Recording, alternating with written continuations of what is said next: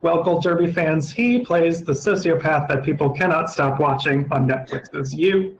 I'm Sam Ekman of Gold Derby, and joining me is Penn Badgley. Thank you so much for talking with me. Thank you for having me.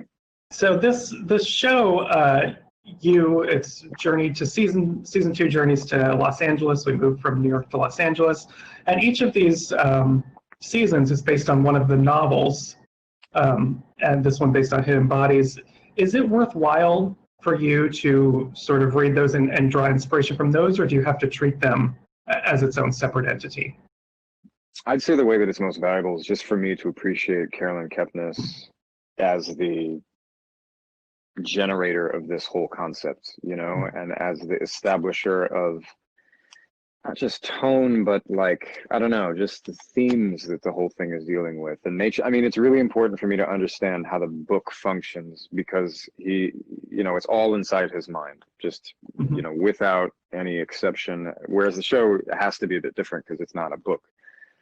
So in that sense, I think it was just important for me to understand the whole kind of like the device, and then also just the spirit with which Carolyn created it.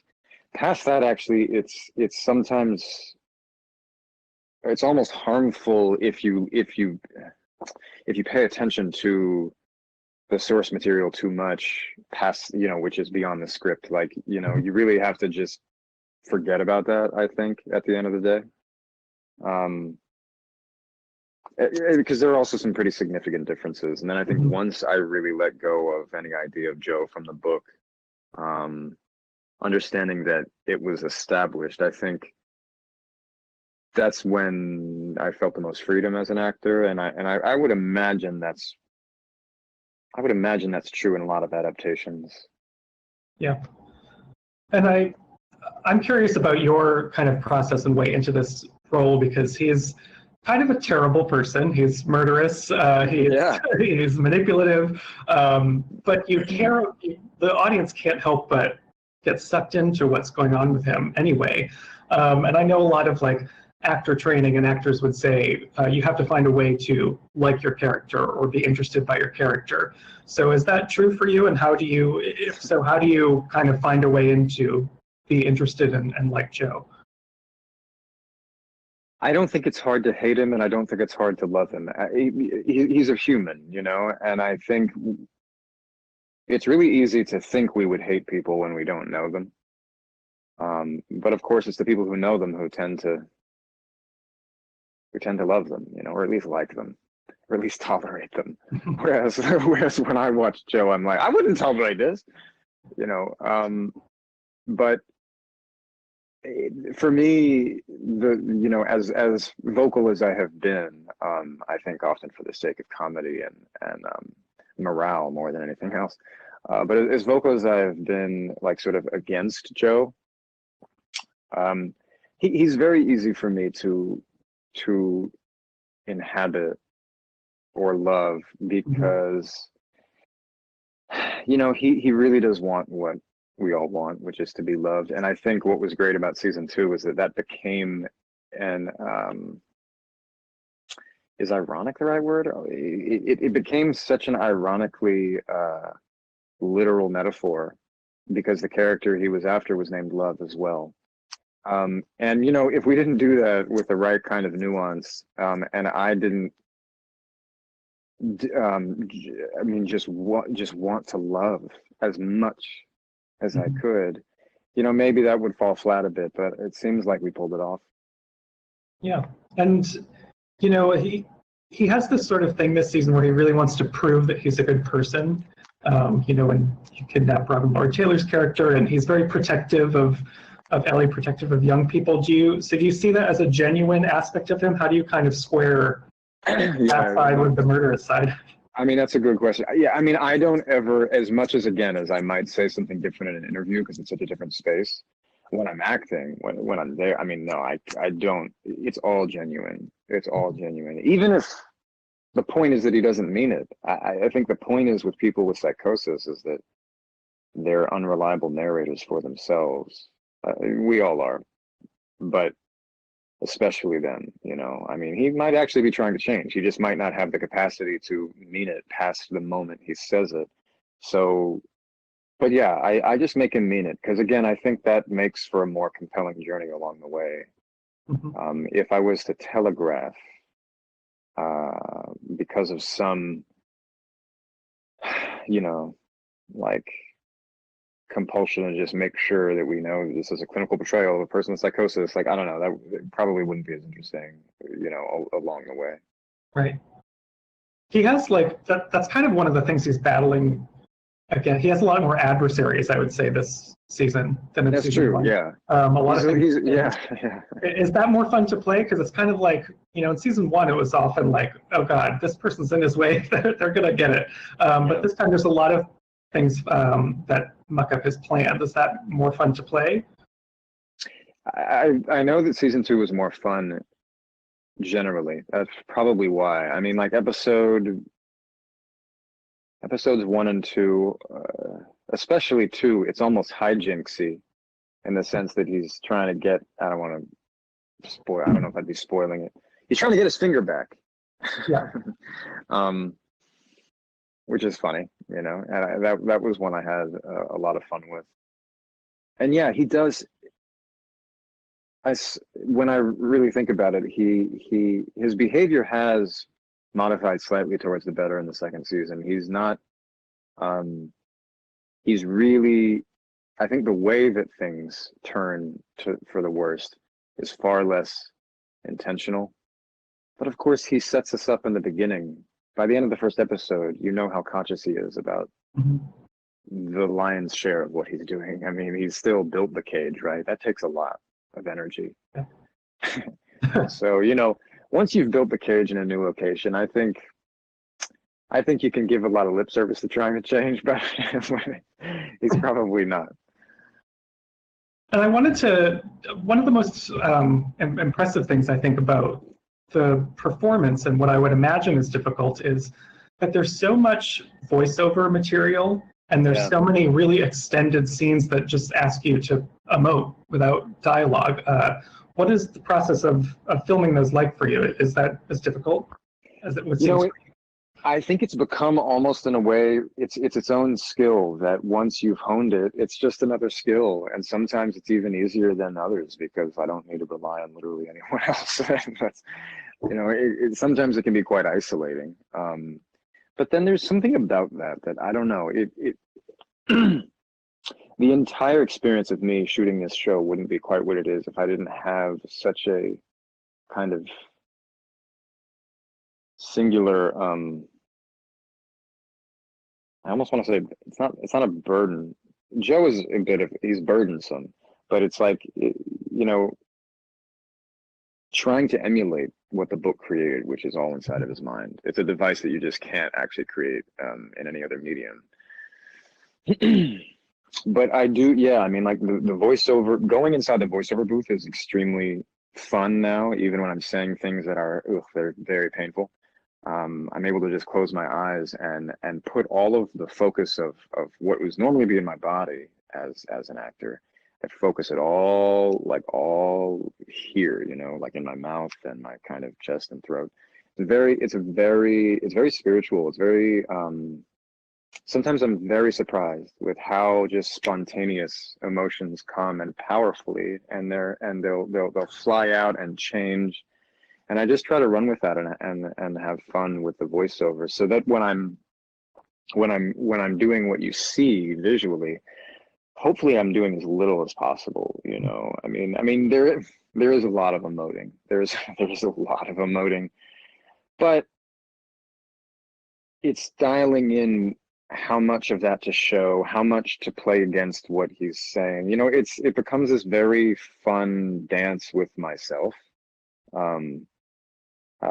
That I can't even always anticipate, but just time after time it works so well. Like I often record the voiceover before we've shot it, which you wouldn't think might technically work, but it just somehow, it's just like, I guess what I came to understand was the rhythms of even the editing, it's a very technical kind of thing to have to be conscious of. You really have to be conscious of what the shot is, how the director and the editor are really going to tell that story. It's helpful to know. So I increasingly would ask directors and I would have to even kind of anticipate that in a voiceover booth. So it's, yeah, there's something about it that I really like.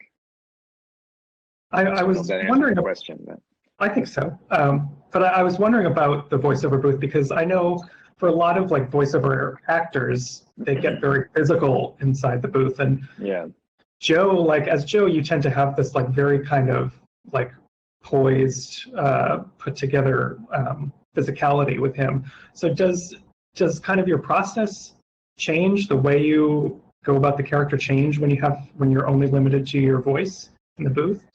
I mean, I know that I just use my body differently. I mean, I personally just sort of raise my hands, like it's a what is it? It's like it's conjuring something, because depending on the way anybody uses their voice, I mean, a lot is communicated of your tone in your face. I mean, the face is just this like valuable source of information when you're reading somebody's energy. And without that, yeah, I mean, you really do have to, the inflections, if you were to do it in person, obviously it'd be like, whoa, man, why are you talking to me like that? But it works so well. So yeah, it's just, it is very animated. Like, as much as Joe is a bit stoic often, I think my body becomes quite animated, but in a way that I'm not conscious of. It's not out there, you know what I mean? It's not like, even if I'm using my limbs and stuff, it's not out there. It's still, it's like all to get it coming out through there. Well, another new character this season that you mentioned was Love, the character Love, and you and Victoria Pedretti have such great chemistry from moment one that they kind of click. And I'm wondering, did that come about in the rehearsal process? Did it come naturally? How did you guys sync up that way? You know, in television, you don't get a lot of rehearsal. That's just like a matter of fact. So it happened, I think, pretty instantaneously. I think, you know, in our first read together, when she was, I mean, I think she had the role, but it was still technically a test. You know, I flew in to LA during another press trip, I believe, and so I met her very briefly. And that was when Greg and Sarah gave me a little bit of an arc of what the second season would look like. And I could tell in that first, I mean, you know, she's very new, in the sense that, you know, I think one of her first auditions she got, and that was one of the things that was either maybe the Tarantino film, or that was maybe this other, I mean, you know, she started working immediately. So it's an interesting thing where she's really honed her craft in conservatory. She's very young. She's talented and developed as an artist, mature. But then there's just a matter of, you know, just like being on set a lot and becoming experienced over time. So I think that was the thing where, I mean, you know, it was like from that first audition to the first week on set, I think even there was a lot of just exponential growth for her. And it was really natural for me to just sort of appreciate, I think, her excitement, her dedication to this craft, you know. And so, yeah, I mean, I think we just always had like a great spiritual connection, and it just plays on camera. Yeah. What one of my favorite moments, I think, of this season, which I guess minor spoiler if you haven't watched season 2 already, but it combines both of your chemistry and the sort of voiceover work, is that moment where you have an actual confession over what you've done to Love, and you. It's sort of the first time. It's one of the first times that he's really honest about things and doesn't try to mask anything. And I'm wondering what that change was like for you, and what filming that scene was like for you. You mean like right towards the end, right? Yeah. Yeah. When Yeah, I remember reading that and just being like, wow, okay. So he's, I mean, spoiler alert, if you really don't want to know, maybe just turn the volume down or something. Because I can't really talk about it without saying something. I mean, yeah, like when he's in the box, it's tough in a way because he's got nowhere to go. He's got nothing else to do. And again, with Joe, it was never an intellectualization thing, but for some reason, I'm just very still with him. I don't like to move a lot. I don't like to use my hands as much as I do in person, certainly.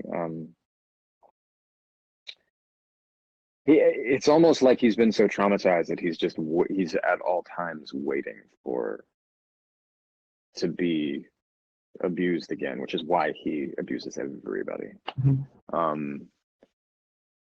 So once he's in the box and he's having to tell his love exactly what he's done, I was daunted.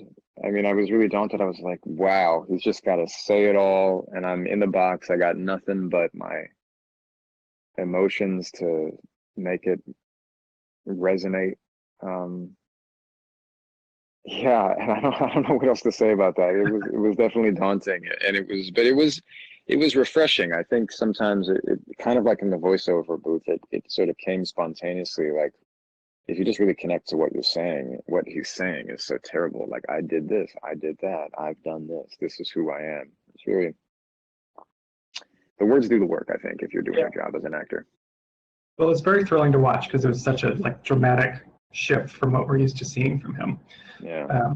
And there's a lot in this season that's very twisty turny. And do you get your hands on sort of all the scripts before everything, so you know what twists are coming up, or do you find out all that stuff like episode to episode while you're shooting?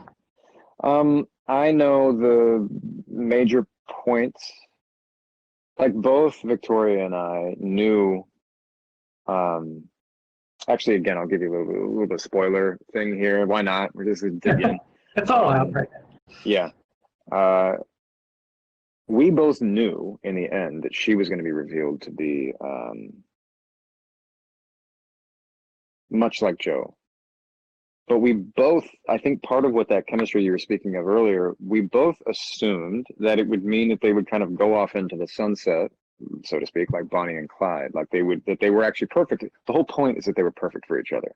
What really helped me establish chemistry and a bond with Victoria as the actress and Love as this concept was that I knew that Joe at least wasn't going to do it again. He wasn't going to kill Beck again. He wasn't going. It just, even as an actor, as an artist, it's inspiring to know that there's this other trajectory. You're not just going to do the same thing again. So the major upset for both of us when we found out was that, yes, they discover each other's true nature, but of course, what that means is that Joe's not satisfied. I mean, he can't be. That's the whole point, so it was really easy to actually be upset about that. Like, Joe, it was really, really heart-wrenching. So we know as much as we need to know, but not so much so that we'll almost like telegraph anything or get bored with it along the way, Mm-hmm. And this, I think people are really drawn to all those big twists. And, the first season started on Lifetime. It made a jump to Netflix as a Netflix original for season 2. But when they put the first season on Netflix, it exploded. And then season 2 comes out on Netflix and that really explodes. So what has that been like for you watching this huge wave of new audience experience? Yeah, I mean, it's funny you're saying that now because I think it wasn't long after season 2 aired that we all had to start staying home. And that's been a very interesting thing because I've not really been thinking about this at all. And I forget that it really wasn't that long ago that season 2 came out and really seemed to increase even the response it had the first season. It's like a meme and a half, this thing. And it is quite surreal. Yeah, I mean, I think what's exciting for me is this prospect of being on a show that so deftly navigates the conversations of the moment. Is sort of like a player in those conversations to some degree. Doesn't fall on its face, and then is both serious and fun at the same time.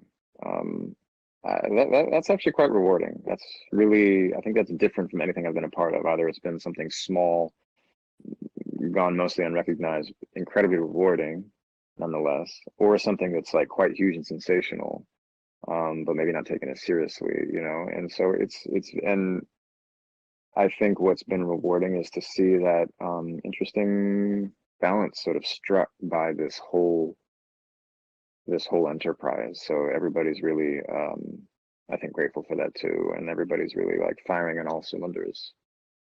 So it's nice. It's nice to be a part of that. Well, that sounds like a great experience, and we can't wait to see what befalls Joe in season 3. What he gets up to in that season. Yeah, me either. So everyone who's watching, please subscribe to GoldDelby. Make sure you keep up to date with all of our coverage during Emmy season. And Penn, thank you so much for joining me. Yeah, thank you for having me.